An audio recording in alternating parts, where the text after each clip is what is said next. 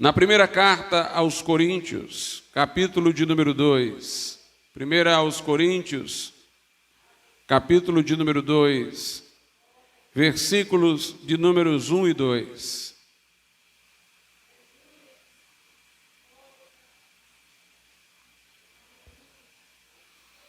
Diz assim a palavra de Deus: E eu, irmãos, quando fui ter convosco, anunciando-vos o testemunho de Deus, não fui com sublimidade de palavras ou de sabedoria, porque nada me propus saber entre vós, senão a Jesus Cristo e este crucificado.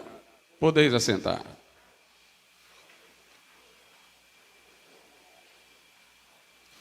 Antes de Jesus ascender aos céus, ele esteve com os discípulos e lhes deu uma ordem, a grande comissão. Ide, disse ele, e pregai o evangelho a toda criatura. Individualizou a pregação a toda criatura, a cada pessoa em particular, a cada indivíduo. E ele disse o que pregar. Um evangelho, o evangelho, que significa boas notícias, boas novas. Logo, o assunto do evangelho é uma pessoa e um evento. O evangelho não vem como um código moral, como a lei, mas a proclamação de um acontecimento libertador, de uma pessoa em quem nós podemos encontrar reconciliação com Deus. E Paulo aqui diz aos de Corinto, quando eu estive entre vocês, anunciando o testemunho de Deus, eu não fui recheando de palavras, como se a mensagem em si tivesse alguma deficiência e necessitasse de coloração pela eloquência humana. Ele disse, não fiz isso, não anunciei buscando sublimidade de palavras ou de sabedoria humana, porque nada me propus saber entre vós, senão a Jesus Cristo e este crucificado. Aqui nós temos o conteúdo básico do Evangelho, uma pessoa e um evento. A pessoa é a pessoa de Jesus Cristo, Filho de Deus, consubstancial ao Pai, que se fez homem, que se fez carne, mas assumiu um corpo sem herdar as consequências da queda, porque não veio de forma natural, mas sobrenatural, por obra do Espírito Santo, que lhe produziu um corpo no ventre da Virgem Maria. E esse Jesus, que veio desta maneira, em pureza, enquanto homem, ele foi tentado, entretanto, como todos nós, como Adão, que no princípio foi criado em inocência, mas foi tentado e caiu. Porém, Jesus resistiu a todas as tentações. Ele se tornou o padrão de humanidade que agrada a Deus. Deus, o Pai, disse, este é meu Filho amado, em quem me comprazo. E este Jesus, em cuja boca não se achou engano, Deus feito homem, o Verbo encarnado, tomou sobre si os nossos pecados, as nossas iniquidades. E ele naquela cruz padeceu substitutivamente, o justo pelos injustos, para levar-nos a Deus. Fez-se maldição por nós. O castigo que nos traz a paz naquele momento estava sobre ele. E ele fez um sacrifício completo e perfeito, capaz de garantir perdão para todo o pecado daquele que se arrepende e dele crê. Ele abriu uma fonte que não se esgota. Ele disse na cruz, Pai, está consumado, está terminado. Na carta aos Colossenses é dito que ele cancelou o escrito da dívida que era contra nós. É dito que ele aniquilou o pecado, carta aos Hebreus, no sacrifício que fez de si mesmo. E o seu sangue, diz o apóstolo João em sua epístola universal, purifica de todo pecado. Entretanto, ao terceiro dia ele ressuscitou. Nós entendemos a ressurreição à luz da crucificação. Por isso que entendemos que pregar o Cristo crucificado leva-nos a pregar que ele ressuscitou, mas a ressurreição está numa relação de dependência com a crucificação. A ressurreição é o testemunho do Pai de que aceitou a morte sacrificial de Jesus por nós lá na cruz. O Pai o ressuscita por causa do que ele fez. Como diz lá na carta aos Filipenses, subsistindo em forma de Deus, não considerou o ser igual a Deus, mas esvaziou-se a si mesmo, tomou a forma de servo e achado na forma de homem, de servo, foi obediente até a morte, morte de cruz, pelo que Deus o exaltou soberanamente. E lhe deu o nome que está acima de todo nome.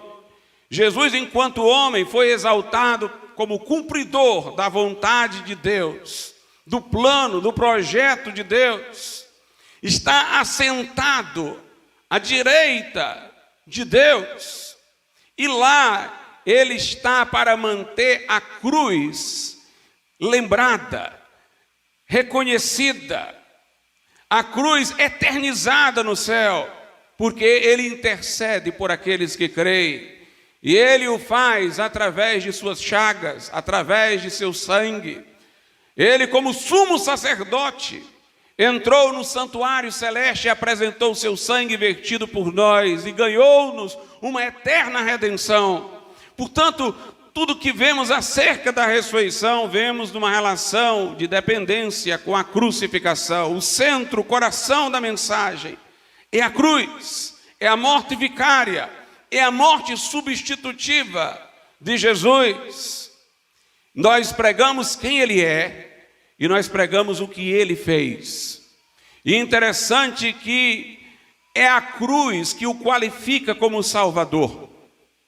É claro que Deus, onipotente, soberano, poderia salvar independente da cruz, mas fazendo não seria coerente consigo mesmo, com sua moralidade, com as leis que estabelecera.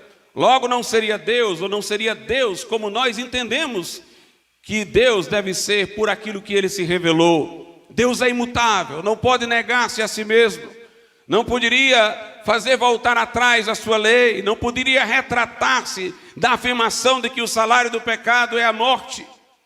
Jesus na cruz satisfaz a justiça de Deus, a sanção da lei é cumprida, a justiça da lei é satisfeita, a ira de Deus é aplacada, para que Deus possa usar de misericórdia para com os que creem, para que Deus agora possa vir graciosamente oferecendo perdão. Portanto, a cruz qualifica Jesus como Salvador. A Bíblia diz que Deus aperfeiçoou o autor da salvação no sofrimento que ele padeceu. Está lá na carta aos Hebreus. Jesus se tornou um perfeito Salvador pela cruz. Perfeito porque satisfez as exigências da justiça de Deus. Perfeito porque pôde garantir uma salvação compatível com a ordem moral que Deus estabeleceu. O nosso assunto é Cristo e este crucificado. Agora é importante que se diga que às vezes há uma incorreção na forma de apresentarmos o Evangelho. Nós às vezes chamamos as pessoas para crerem no sacrifício de Jesus. Obviamente que para alguém ser salvo tem que crer no sacrifício de Cristo. Mas a fé é na pessoa de Jesus. Nós devemos crer em Jesus com fundamento no que ele fez na cruz. Esclarecidos do que ele fez na cruz, nós temos as razões e as motivações bíblicas da revelação para confiarmos na sua pessoa. Mas Jesus convidou-nos a vir a ele. Vinde a mim. Não apenas aceitar um fato histórico que se deu há 2000 anos, mas ir a ele. Obviamente vamos a ele confiando no que ele fez por nós como base para que sejamos por ele aceitos. Mas a nossa fé é numa pessoa. Nossa confiança é pessoal. A salvação não é por uma fé histórica que admite um fato. Nem mesmo por uma fé doutrinária, que, por exemplo, reconhece que Jesus é Deus. Embora tenhamos que reconhecer sua divindade, de outra forma seu sacrifício não teria valor infinito, tem porque ele é Deus. Nós não somos salvos por acreditar numa proposição acerca da sua divindade, por um ensino de um catecismo. Por exemplo, nossa fé não é meramente doutrinária. A Bíblia diz que os demônios creem que Deus existe e estremecem. Note que não diz que eles creem em Deus, mas eles creem que Deus existe. Eles creem nessa proposição, nessa afirmação. Na Bíblia há uma diferença que Anselmo da Cantuária, um pai da escolástica, estabeleceu. Há uma diferença na Bíblia entre o crer que e o crer em. A proposição em, mais fortemente no grego do que em português, indica uma ida para dentro. Nós temos que crer indo para Jesus, indo para dentro. A fé que os demônios têm é um crer que. Eles não vão para dentro de Deus, eles não vão se render a Deus ou a Jesus, mas eles aceitam as verdades, que não podem questionar, que eles são evidentes sobre Deus, sobre Jesus. Jesus, quando ia expulsar um demônio reconhecia-o como enviado de Deus, mas os demônios queriam fugir dele e não ir para ele. A fé salvadora nos mobiliza na direção de Deus. Por isso que a Bíblia diz, sem fé é impossível agradar a Deus, mas note o complemento, porque é necessário que aquele que de Deus se aproxima, creia que ele existe e que ele é galardoador daqueles, note, que o buscam. Duas palavras apresentam-se nessa definição de fé, se aproximar e buscar. A fé envolve uma rendição, um ir a Jesus, é uma confiança pessoal. Eu confio em Jesus para salvar a minha vida e eu confio a minha vida a Jesus. Então nós temos que confiar nele, mas com fundamento em seu sacrifício. E essa confiança tem que ser plena. Paulo diz, eu não tenho outra coisa a oferecer, nem outro sacrifício, nem outra pessoa, que não seja a pessoa de Jesus. Nós não somos salvos, portanto, pelas nossas obras, porque pelas obras da lei, nenhuma carne será justificada diante de Deus. O pecado, quando entrou no mundo, entrou degenerando todas as faculdades humanas, pervertendo todos os aspectos do ser humano. Nem todos fazem o mesmo mal, mas nem todos fazem o bem requerido. Nem todo homem faz todo o mal que pode, mas nenhum homem faz todo o bem que deve. Somos incompletos, imperfeitos, transgressores. E a verdade é que todos pecaram e destituídos estão da glória de Deus. Quando alguém acha que pode ser salvo por obras, não entendeu a gravidade da queda. E isso é algo que o ser humano egocêntrico, que tem como raiz do pecado a concupiscência, a autogratificação, a autossatisfação, tem para cegá-lo. Os homens nunca querem admitir que não tem prestabilidade alguma. Eles têm, obviamente, grandes contribuições no mundo cívico, têm grandes contribuições na filantropia, mas essas justiças não passam para Deus de trapos da imundície. Todas elas estão endividadas com Deus, todas elas têm motivações mescladas com o sentimento de autorrealização, gratificação do homem. Ele não pratica essas obras para a glória de Deus, em honra ao seu Criador, mas para um tipo de sentimento onde ele busca estar homenageado pelos outros ou por si mesmo. E o fato é, irmãos, que somente o Espírito Santo de Deus pode convencer o homem de quão grave o seu pecado é. Os homens podem criar esses ditados banais, errar é humano. Note que essa afirmação não é para reconhecer a gravidade do pecado, é para mostrar que ela não é tão grave. A todos fazem isso. Os homens podem reconhecer suas imperfeições, mas acham que tem compensações para ela. Só o Espírito de Deus pode convencer o homem de quão grande é o seu pecado, de que seu coração é corrupto e desesperadamente corrupto, de que nele, isto é, em sua carne, não habita bem algum, de que os que estão na carne não podem agradar a Deus.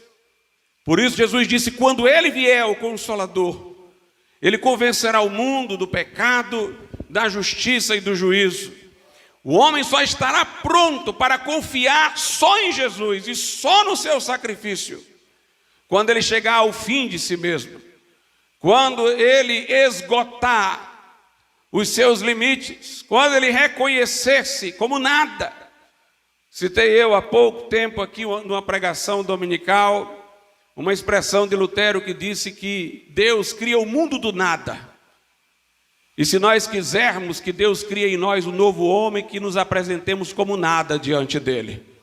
Porque Deus não faz reforma, Deus regenera. Deus não faz emenda, ele cria algo novo. Por isso que é necessário a compunção antes de chegar à fé. Lá em Atos 2, no capítulo de número 2, no versículo 37,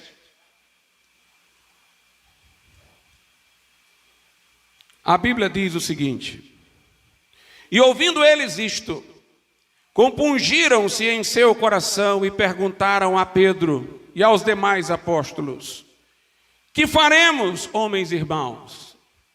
Note, estes que ouviram Pedro pregar no dia de Pentecoste, quando disseram o que faremos, é porque eles não sabiam mais o que fazer. É porque eles entenderam que tudo o que tinham feito nada valia. Esses estavam na prontidão para entenderem a salvação. Pedro vai dizer que eles se arrependam de seus pecados, confiem em Jesus Cristo para que sejam batizados e terão por meio do nome de Jesus a remissão de pecados. Mas eles estavam compungidos, com o coração despedaçado. Toda arrogância, toda presunção, tudo quanto eles achavam que pudesse valer a pena para apresentar a Deus, tinha ido embora e os seus corações estavam compungidos. E eles perguntaram: o que faremos? Como quem admite que nada anteriormente feito teria qualquer serventia para aquele momento. É preciso essa compunção, que gera aquilo que Paulo chama de tristeza, segundo Deus, que leva ao arrependimento. Quando o homem reconhece que nada pode fazer, e quando ele já não tem mais nada em que confiar em si mesmo, ele está pronto para confiar inteiramente em Jesus. Muitos não chegam nesse momento porque fogem dele. A Bíblia diz, por exemplo, que Herodes Antipas, ele tinha temor. E quando ele aprisionou João Batista, que pregava o arrependimento e denunciara o pecado dele, ainda assim ele ia ao cárcere conversar com João Batista e buscar conselho. De alguma maneira ele estava afetado, mas isso não foi o suficiente para, mesmo triste, ele mandar matar João Batista para satisfazer a uma dançarina. Alguma coisa começou nele, mas que não prosseguiu, porque em dado momento ele saiu do caminho. Na parábola do semeador nós temos algumas ilustrações. A semente que cai à beira do caminho, a palavra que cai em algum coração, mas aí ela é pisada e então as aves do céu vêm e a tomam para lhes servir de alimento. E Jesus disse: são aqueles que ouvem a palavra, mas aí demoram-se a interessarem-se por ela e vem o maligno e leva a semente. Jesus falou da semente que cai entre os espinhos. Ela começa a brotar, mas os espinhos sufocam, impedem que luz solar lhes chegue, sufocam e ela morre. Jesus disse: são aqueles que ouvem a palavra, lhe dão alguma atenção, ela começa a produzir algum movimento interior neles, mas a sedução das riquezas, os prazeres dessa vida sufocam. Jesus ainda falou de uma terceira situação, a semente que cai na pedra, e ela não consegue produzir raiz, porque não consegue entrar no solo, porque está num local pedregoso. Jesus disse: esses são aqueles que a palavra entra, e eles recebem a palavra com alegria e creem por um tempo. Não é a fé salvadora, é uma fé emocional. Porque Jesus diz: eles não têm raiz, e a fé salvífica é do coração. Se em teu coração é onde está a raiz do homem, de onde sai as saídas da vida, como diz o autor de Provérbios, o coração. A fé salvífica é no coração. Se em teu coração creres, serás salvo, diz Paulo aos Romanos 10. Se com a tua boca confessares e em teu coração creres. Filipe disse ao eunuco que ele poderia ser batizado se cresce de todo o coração. Mas tem aqueles que a palavra chega e ela não encontra o coração para se enraizar, fica só na periferia, na parte rochosa, só fica nas emoções. Eles têm uma fé emocional, um entusiasmo, mas aí vem a aprovação, a dificuldade, a emoção alegre se vai, e eles então abandonam qualquer perspectiva de seguir o Evangelho. É preciso deixar que o Espírito de Deus aprofunde essa obra, que leve até a compunção. A Escritura tem o caso de Félix, que foi uma autoridade que manteve Paulo preso, e de acordo com o livro de Atos, houve uma ocasião que Félix chamou Paulo e quis ouvi-lo.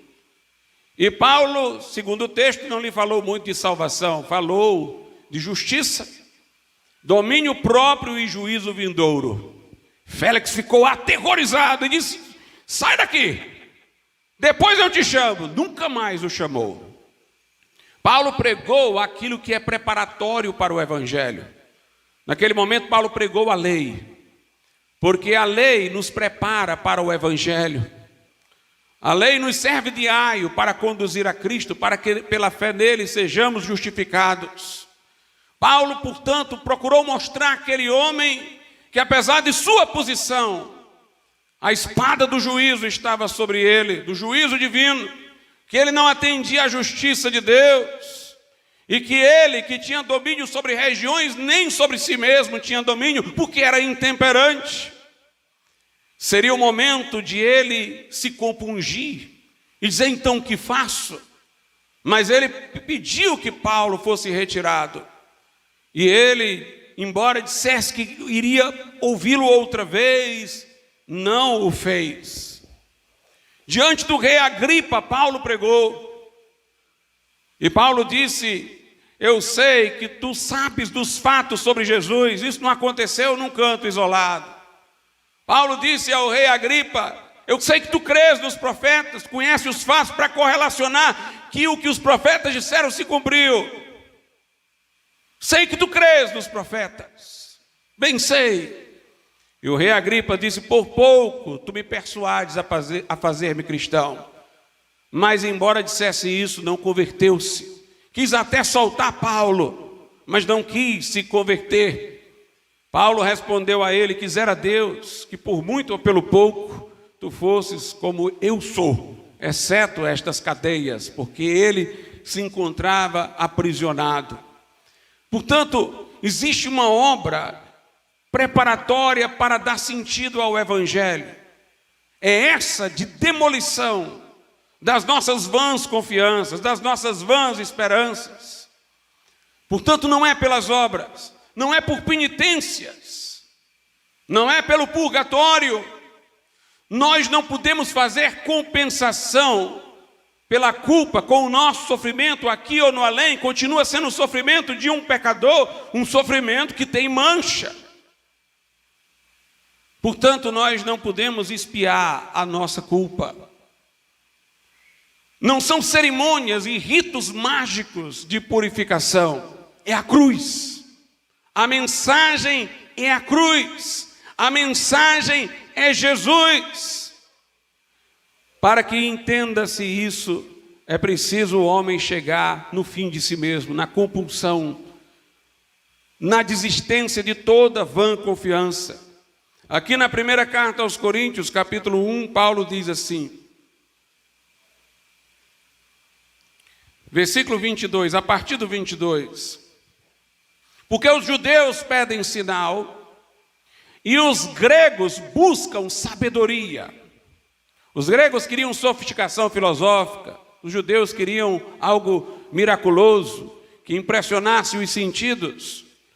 Mas nós pregamos a Cristo crucificado, que é escândalo para os judeus e loucura para os gregos. Paulo não estava interessado nas expectativas humanas, mas na mensagem fiel do Evangelho. Hoje em dia nós temos uma maneira falsa de pregar o Evangelho, é a partir das demandas. Há teologias que se adaptam a uma sociedade consumista, como a teologia da prosperidade. Há teologias que se adaptam à hipersensibilidade do nosso tempo e aos problemas existenciais correntes e apresentam um Jesus terapêutico para os problemas psicológicos da humanidade. Mas Paulo aqui está dizendo, os gregos pedem sinal, os judeus pedem sinal, os gregos pedem sabedoria, mas não me interessa o que eles pedem. Não me interessa a demanda. Eu prego Cristo e este crucificado. Cristo que é escândalo para os judeus e loucura para os gregos. Aos Gálatas ele diz, se eu tivesse que agradar a homens, não seria servo de Cristo. No verso 24 ele diz, mas para os que são chamados, tanto judeus como gregos, lhes pregamos a Cristo, poder de Deus e sabedoria de Deus. Uma das características da nossa mensagem é a suficiência e completude do sacrifício de Cristo. Ele não pode ser complementado pelas nossas obras, pelo nosso sofrimento, pelas nossas cerimônias, por um karma em sucessivas reencarnações, onde pagamos na seguinte os pecados da anterior. A cruz de Cristo é completa. O sangue de Jesus é a base do perdão. E Jesus é o único que deve ser invocado. A Reforma entendeu que o problema de seu tempo, no século XVI, era que tinha coisa demais, tinha que enxugar. É o que Paulo está dizendo aqui. Nada quis saber senão Cristo e esse crucificado. A mensagem da Reforma era dos solas, só. Tinha que se dizer só porque tinha coisa demais. Bíblia e uma tradição secreta. Não, só a Bíblia, só a Escritura. Fé e obras, não, só a fé. Jesus, os santos, Maria, o sacerdote, não, só Jesus. Só a graça.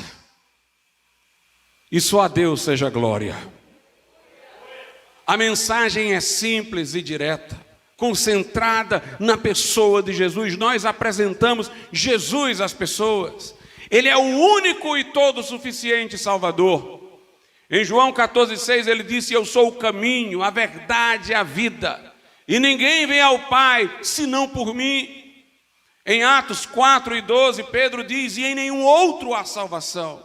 Porque debaixo do céu, nenhum outro nome há dado entre os homens, pelo qual devamos ser salvos.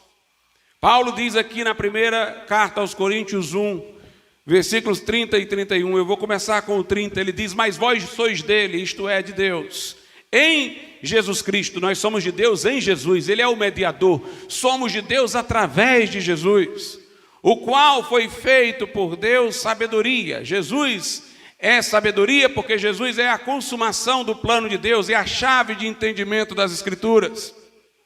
Mas ele é também para nós justiça. Nele nós somos justificados. Nossos pecados são considerados pagos na sua cruz e sua vida reta e obediente, vivida sobre a terra, é-nos imputada, contabilizada, creditada como se fosse nossa, quando confiamos na sua pessoa, quando lhe entregamos a vida. Ele é a nossa justiça. Não queremos ser aceitos diante de Deus porque não podemos através das nossas obras, mas somos aceitos diante de Deus pelos méritos de Jesus, pela sua perfeição. com a qual Deus nos enxerga. Ele é a nossa justiça, é a nossa santificação. Dia a dia estamos crescendo na graça e no conhecimento de Jesus. Cristo que está em nós, não só poeticamente, mas pelo Espírito Santo, está se formando em nós, como diz Paulo aos Gálatas. Somos transformados dia a dia à sua imagem. Ele é a nossa santificação e Ele é a nossa redenção, que é o momento final, quando este corpo será revestido de imortalidade, quando este corpo corruptível será revestido de incorruptibilidade. Jesus é a justiça, que é quando começa a nossa salvação, somos declarados justos e reconciliados com Deus. Ele é a nossa santificação, que é o presente da nossa salvação, é o tempo presente. Deus está nos modelando a imagem de Cristo, e Ele é o futuro, porque como diz aos Filipenses Paulo, do céu aguardamos um Salvador, que transformará o nosso corpo abatido, para ser conforme o corpo da sua glória. Somos de Deus em Jesus, e Ele é o começo, o meio e o fim da nossa salvação. É o alfa e o ômega, é o primeiro e o último, é o princípio e é o fim. Aí o versículo 31 diz: para que, como está escrito, aquele que se gloria, glorie-se no Senhor. Não temos que nos gloriar das nossas obras, não nos gloriamos nem no meio do caminho, porque é Jesus no início, no meio e no fim. Ele é autor e consumador da fé, Ele é aquele que nos mantém, é aquele que intercede por nós. Portanto, nós só temos que gloriar no Deus que nos salvou, que nos alcançou. Na carta aos Hebreus, nós temos o seguinte, aos Hebreus, capítulo de número 7, versículo 25. Portanto, pode também salvar perfeitamente. O que é que quer dizer perfeitamente? Completamente. Jesus não nos salva 50% e o resto são as nossas obras. Ele não nos salva 70% e o resto são as nossas penitências. Ele não nos salva 90% e o resto é o purgatório. Ele nos salva 100%. Portanto, pode também salvar perfeitamente os que por Ele se chegam a Deus. Se alguém quer ser salvo, tem que se chegar a Deus através de Jesus, só de Jesus. 1 Timóteo 2,5, há um só Deus e um só mediador entre Deus e os homens, Jesus Cristo, o homem. Portanto, pode também salvar perfeitamente os que por Ele se chegam a Deus, vivendo sempre para interceder por eles. O texto está dizendo que Jesus ressuscitou e vive para sempre em condição humana, unida ao seu corpo físico, para nos representar junto ao Pai e interceder por nós. Quando alguém busca a intercessão de santos, não vê o desprezo que está dando à obra de Jesus Cristo. Jesus ressuscitou com um corpo para ser o nosso representante diante do Pai e interceder por nós para sempre. Não busque quem não está nesse ofício, quem está nesse ofício é Jesus. É por Ele que chegamos a Deus e é pela sua intercessão que nos mantemos em Deus. O versículo 26 diz: porque nos convinha tal sumo sacerdote, santo, inocente, imaculado, separado dos pecadores e feito mais sublime que os céus, que não necessitasse, como sumo sacerdote, de oferecer cada dia sacrifícios, primeiramente por seus próprios pecados e depois pelos do povo, porque isto Ele fez uma vez, sua morte foi única, oferecendo-se a si mesmo. Porque a lei constitui sumos sacerdotes, a lei do Velho Testamento constituía, os sacerdotes da lei. Porque a lei constitui sumos sacerdotes a homens fracos, que morrem. Mas a palavra do juramento que veio depois da lei, constitui ao Filho perfeito para sempre. Jesus não tem sucessor, substituto. Porque Ele não é como um sacerdote da lei fraco, que morre e que vem outro para substituí-lo. Ele é sacerdote para sempre, é perfeito para sempre. É sacerdote dos crentes por juramento. E Hebreus 8:1 diz uma coisa importante: ora, assuma. Tem uma tradução que diz: o ponto principal do que temos dito é que temos um sumo sacerdote tal, que está assentado nos céus, à destra do trono da majestade. Para nós, Jesus não salva ninguém que o coloca com parceiros que o auxiliam. Jesus não salva aqueles que o imaginam com assistentes, com co-intercessores. Porque este é o ponto principal, está dito aqui, isso não é secundário, é o ponto principal da mensagem, que nós só temos um sumo sacerdote. Em 1 de João 2:1 diz, nós temos um advogado para com o Pai, Jesus Cristo justo. Ou se confia em Jesus como o único e todo suficiente Salvador, ou a pessoa não pode ser salva e reconciliada com Deus. No dia que Jesus nasceu, uma coisa interessante foi dita pelos anjos.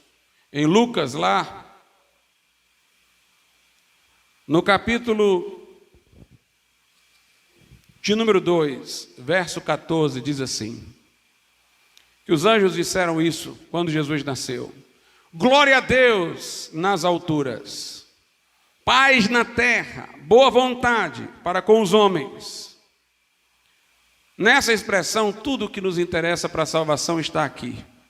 Não é paz na terra aos homens de boa vontade, é boa vontade para com os homens. O homem não tem boa vontade, Deus é que teve boa vontade para conosco. A boa vontade de Deus para conosco é a sua graça. Não haveria salvação sem a graça. Deus amou o mundo de tal maneira que deu o seu Filho unigênito, para que todo que nele crê não pereça, mas tenha a vida eterna. Não que nós tenhamos amado a Deus, mas Ele nos amou primeiro. Deus prova o seu amor para conosco, em que Cristo morreu por nós, sendo nós ainda pecadores. Deus teve boa vontade para conosco. Isso é graça, uma disposição favorável para com quem não merece. Mas quando diz paz na terra, diz o propósito de Jesus ter vindo. Ele veio para que nós tivéssemos paz com Deus, para fazer as pazes entre o homem e Deus. A linguagem da Bíblia não é só que o homem está perdido, desviado, é que ele é inimigo de Deus. Ele tornou-se, pelo pecado, o inimigo de Deus. No tribunal de Deus, ele é réu, e o justo juiz deve condená-lo pela lei. Mas Jesus veio para pagar o preço da redenção. Veio para que tivéssemos paz com Deus. Lá na carta aos Efésios diz que Ele, pelo seu sangue, fez os que estavam longe chegarem perto. E nos trouxe a paz. Mas o objetivo de termos paz com Deus é que Deus seja glorificado. Deus fez isso, teve boa vontade. Reconciliou-nos consigo mesmo em seu Filho Jesus Cristo, e portanto só a Ele deve ser dada a glória. Não houve mérito humano, não houve boa vontade humana, mas Deus nos amou, Deus veio buscar e salvar o que se havia perdido em nós, veio buscar e salvar o que se havia perdido através de Cristo, e a Ele deve ser dada a glória. Por isso, uma vida cristã genuína, que entendeu a graça e a salvação, vive para a glória de Deus. E viver para a glória de Deus é interessar-se pela santificação, porque é buscar ter uma vida pela qual Deus seja homenageado por nos ter salvo. Fostes comprados por bom preço, diz Paulo. Glorificai, pois, a Deus no vosso corpo, no vosso espírito, os quais pertencem a Deus. Essa ideia de paz com Deus está em Romanos 5, 1 e 2, bem como a ideia de graça no verso 2. Diz: justificados, pois pela fé temos paz com Deus. Já não somos mais condenados no tribunal de Deus, mas justificados, inocentados. E justificados pela fé em Jesus, agora nós temos paz com Deus, por nosso Senhor Jesus Cristo. Aí diz o verso 2, tendo acesso a essa graça, a essa boa vontade de Deus, de nos acolher, de nos justificar pela fé, tendo entrada a esta graça pela fé, na qual estamos firmes e nos gloriamos na esperança da glória de Deus.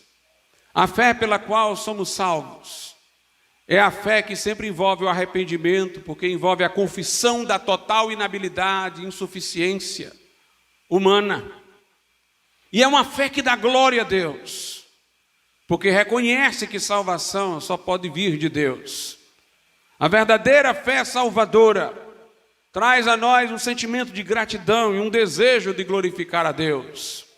Lá em Romanos, no capítulo de número 4, o apóstolo Paulo diz assim acerca de Abraão. Vamos ler a partir do verso 15.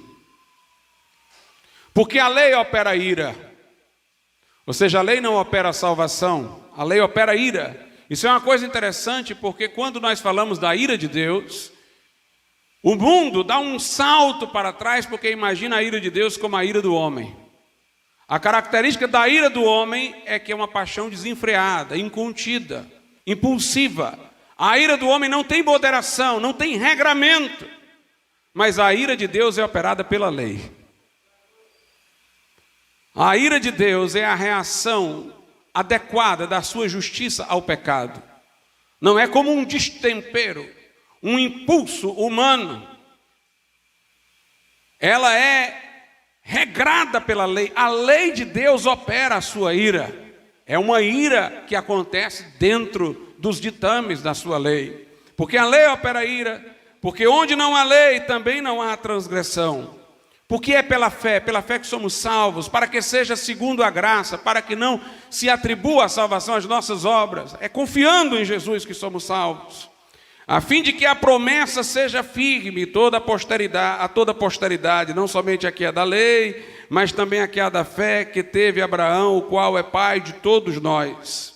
Como está escrito, por pai de muitas nações te constituí, o que Deus disse a Abraão, perante aquele no qual creu, a saber Deus, o qual vivifica os mortos e chama as coisas que não são como se já fossem.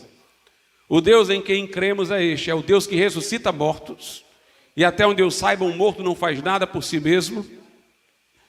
É o Deus que ressuscita o morto e que chama as coisas que não são como se já fossem. Ele creu no Deus que faz tudo, que faz o morto ressuscitar e que faz o nada virar alguma coisa. Uma confiança inteira no poder de Deus, para nos perdoar pelo sangue de Jesus, para nos transformar em novas criaturas, pelo poder do Espírito Santo. E aí, falando dessa fé de Abraão, nos versículos 20, 21 e 22, diz assim, que Abraão não duvidou da promessa de Deus, por incredulidade, mas foi fortificado na fé, dando glória a Deus. Note, a fé de Abraão deu glória a Deus. Ele glorificou a Deus porque atribuiu tudo a Deus. E estando certíssimo de que o que ele tinha prometido também era poderoso para o fazer, assim isso lhe foi também imputado como justiça. Então, nessa noite, você que não tem certeza da sua salvação, você que não sabe para onde sua alma irá, se este fosse o momento de seu último suspiro sobre a terra, reconheça sua impotência. Deixe de se apegar às vãs confianças, às esperanças de uma religiosidade estéril. Não são cerimônias de que você participou que irão purificá-lo. Não são penitências que você se inflige que vão compensar a sua culpa. Não são outras reencarnações que nem existem que vão lhe dar novas oportunidades. Não é um imaginário purgatório de fogo que vai lhe habilitar para o céu. O que você precisa já foi feito lá na cruz. Então não olhe para o que você vai fazer, deixar de fazer, o que virá, o que ainda tem que ser feito. Olhe para Jesus, olhe para a cruz. Quem morreu ali não foi o arcanjo Miguel, Gabriel, um grande mestre, foi o Filho de Deus encarnado. Sua obra vale para você porque era um homem morrendo a favor dos homens, porque ele era justo e podia morrer pelos injustos. Sua morte é de valor eterno e infinito porque ele é Deus. E para que você soubesse que aquilo valeu, ao terceiro dia ele rompeu as barreiras da morte. Está vivo, à destra de Deus, para interceder pelos que creem. Sinta-se despedaçado nas suas esperanças, compungido no seu coração. Mas olhe para Jesus. Olhe para Ele, não olhe para si, não olhe para que os homens digam, olhe para essa simples mensagem. Olhe para o Cristo que morreu por você, Ele está aqui em seu espírito.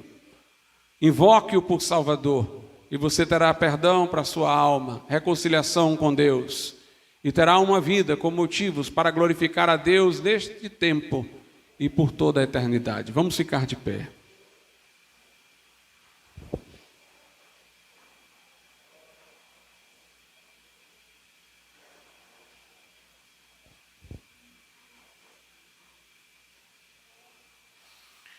Soberano e altíssimo Deus, nosso eterno Pai, que o Teu Espírito Santo, meu Deus, caia sobre este lugar, trazendo convicção de pecado, contrição, que leva ao arrependimento.